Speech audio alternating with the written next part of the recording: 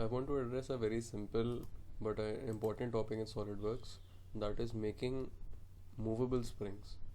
So I have a very simple way which I use to do that, and I'll show you. I'll go to a plane, then I'll make a line. I'll make sure not to make it a center line, and also I will not give it any dimension or any relation except one of this midpoint and vertical. That's up to you. Then I'll just exit the sketch.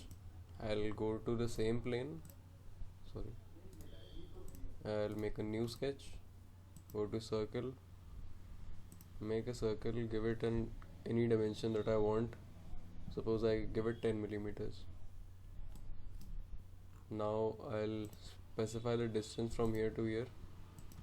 Suppose I want 20 millimeters. This will be the radius of a spring. Now select this center and this endpoint and give a relation horizontal. Now this is fully defined. Exit the sketch, go to features, swept boss base, select this profile and select this line.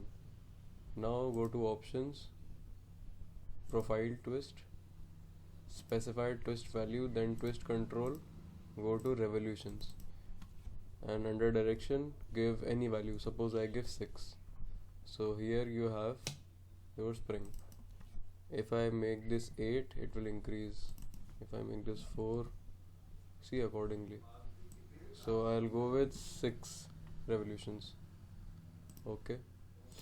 Now this spring, the length line was underdefined. Okay.